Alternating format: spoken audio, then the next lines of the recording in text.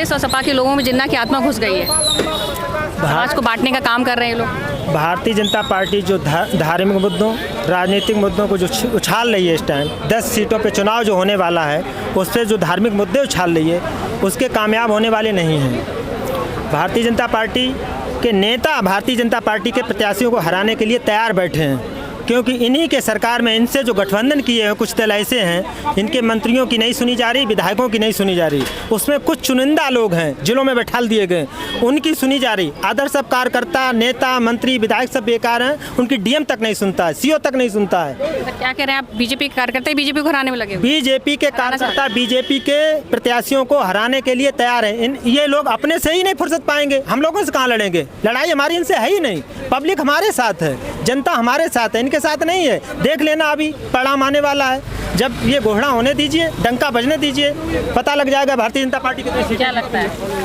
जनता पिछले बार लोकसभा के चुनाव में बीजेपी के कार्यकर्ता ही बीजेपी को हराने वाले? नहीं, ऐसा नहीं। हमारा जनपद उन्नाव है, मैं उन्नाव जनपद का रहने वाला हूँ। लगातार सभी सीटों पर भारतीय जनता पार्टी ने, विधानसभा की जितनी भी सीटें थी उसमें लोकसभा को एक मिलाकर सभी विधानसभा सीटों पर भारतीय जनता पार्टी ने जीत हासिल की।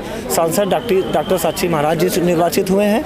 सभी विधानसभाओं पर कार्यकर्ता और सरकार में थोड़ी बहुत गलतफहमियाँ और थोड़े बहुत लोग ज़्यादा जब इधर उधर की पार्टियों से आ जाते हैं तो वो थोड़ा बहुत डिस्टर्ब करते हैं। भारतीय जनता पार्टी ने सबको अनुशासन में रहने का आदेश और निर्देश हमारी समझ से दिया है। अभी बहुत ऊपर का नहीं पता, लेकिन हमारे कार्यकर्ताओं की मैडम क्या दिक्कत होगी? हमारे कार्यकर्ता सब योगी जी के कार्यकर्ता हैं, मोदी जी के कार्यकर्ता हैं। भारतीय जनता पार्टी का कार्यकर्ता चप्पल घिसने वाला कार्यकर्ता कहा जाता है। उसको पैसे, धन, लोभ, लालच, मिट्टी खनन, जुए के व्यापार, अवैध शराब के धंधे, ऐसे कारनामों से भारतीय जनता पार्टी के कार्यकर्ता का कोई भी कभी मतलब नहीं रहा है। भारतीय जनता पार्टी का कार्यकर्ता अभी तक तो यूपी और केंद्र में भी लड़ाई चल रही थी, तो उससे भी कार्यकर्ता थोड़े से भ्रमित हो गए। कार्यकर्ताओं का यूपी कार्यकर्ता नहीं समझ पा रहा था। कार्यकर्ता ऐसे कुछ अंदेशे लगाए जा रहे थे, जबकि लगातार यूपी में मुख्यमंत्री योगी आदित्यनाथ जी हैं, दोनों डिप्टी सीएम भी खुश हैं। हमारी समझ से पाठक जी भी, ब्रजेश पाठक जी भी माननीय खुश हैं और केशव प्रसाद मौर्य जी भी खुश हैं।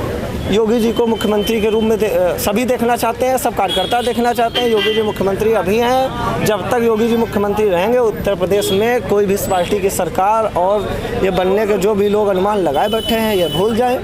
भारतीय जनता पार्टी की सरकार 27, 32 आगे जब भी इलेक्शन होगा। क्या लग रहा है, नहीं इस तरह के जो बयान आ रहे हैं वो क्या लग रहा है कि उपचुनाव को लेकर आ रहे हैं? देखिए, माननीय योगी आदित्यनाथ जी जो बयान दे रहे हैं, क्योंकि इनके पास विकास का कोई मुद्दा बचा नहीं है, नौजवानों को रोजगार देने का कोई मुद्दा बचा नहीं है, तो इनके पास हिंदू, मुसलमान, पाकिस्तान और जिन्नावाद यही है। क्योंकि जनता का ध्यान बटाना चाह रहे हैं कि जिसे कि हम हिंदुत्ववाद का वोट ले सके, और हिंदू समझ चुका है। आप देखिए, जब अयोध्या नहीं जीत पाए, अयोध्या से हार गए हिंदू हिंदू करके। अभी कोई हिंदू परिवार का दुखी हो, पीड़ित हो, आप देखिए हिंदू ही बेटी का बलात्कार हो रहा, घटना हो रही, क्या उनको कोई बचा पाया? सरकार बचा पा रही है? महिला सुरक्षा की बात करती, कानून व्यवस्था फेल है, सुरक्षा दे पा रहे हैं? सिर्फ जनता का ध्यान बटाने के लिए जिन्नावाद, हिंदू मुसलमान की राजनीति कर रहे हैं योगी जी। क्योंकि भारतीय जनता पार्टी के अंदर योगी जी तो कह रहे हैं कि डबल इंजन की सरकार सबको साथ लेकर चल रही है। ये डबल इंजन की फेल हो चुकी है। हाँ, डबल इंजन फेल हो चुकी है, क्योंकि अब इनके पास कोई मुद्दा बचा नहीं। 27 में इनकी सरकार जा रही है। भारतीय जनता पार्टी में आपसी मतभेद चल रहे हैं। केशव प्रसाद मौर्य जी से लेकर योगी आदित्यनाथ जी ने बंद कमरे में बैठ के डांटे जाते हैं। उसके बाद इसको छुपाने के लिए जनता में तरह तरह की लोग बात करते हैं कि वो हिंदू मुसलमान कर दो, जनता से छुटकारा मिल जाए। तो ये तरह की राजनीति कर रही भारतीय जनता पार्टी। इनका कोई वो नहीं बचा है। ये 27 में जा रहे हैं, इनका कमल का फूल उलझा गया है। और हिंदू मुसलमान की राजनीति के नाम पे देश की जनता वोट नहीं करेगी, देश की जनता विकास के नाम पे वोट करेगी। और मैं योगी आदित्यनाथ जी से कह देना चाहता हूँ, कुछ देर की खामोशी है, फिर शोर आएगा। आज बीजेपी का वक्त है, कल समाजवादी पार्टी का दौर आएगा। मुख्यमंत्री जी ने कल उनका बयान आया है कि कांग्रेस और सपा के लोगों में जिन्ना की आत्मा घुस गई है और ये लोग समाज और देश को जाति के आधार पर बांटने की कोशिश कर रहे हैं। हमने ये देखा कि जो व्यक्ति जिसका विरोध करता है शायद उसका वो ज़्यादा पक्षधर होता है। जैसे उत्तर प्रदेश के तमाम भाजपा के नेता हैं जो गोवंश का नारा देते हैं लेकिन स्लॉटर हाउस चलाते हैं, और वही स्लॉटर हाउस चलाने वाले कहते हैं कि गोवंश की तस्करी नहीं होनी चाहिए, गोवंश नहीं मारा जाना चाहिए।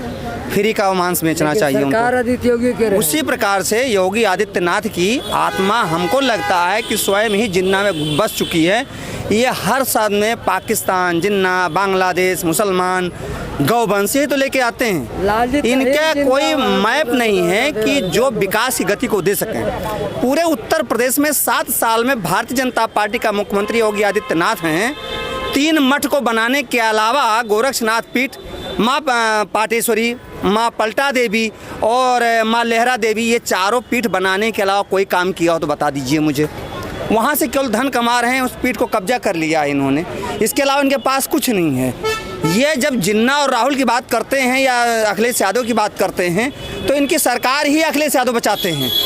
आपको मालूम होना चाहिए, ये उनके साले हैं, उनके बहनोई हैं। तो ये कहना बेईमानी है। जब ये 2017 में शपथ ले रहे थे तो मोदी जी के बगल में माननीय मुलायम सिंह यादव जी और अखिलेश जी बैठे थे। मुलायम सिंह जी ने कुछ कहा नरेंद्र मोदी से, नरेंद्र मोदी ने दत्तक बना लिया अपना अखिलेश जी को। तो ये कहना कि अखिलेश और वो कहना गलत बात है। हाँ, कांग्रेस को कह सकते हैं कि जिन्ना में भरा है, क्योंकि जिन्ना कांग्रेस के नेता थे शुरुआती दौर में, बाद में मुस्लिम लीग का नेता बने, बंटवारा हुआ, मुसलमानों के जहाँ अधिक जनसंख्या थी वहाँ पर मुसलमानों का राज्य दे दिया गया पाकिस्तान। क्या लग रहा है जाति के आधार पर पहले लोग समाज और देश को बांटने की कोशिश कर रहे हैं, ऐसा कहा है मुख्यमंत्री? ये देश तो हमेशा से बटा आ रहा है मैम।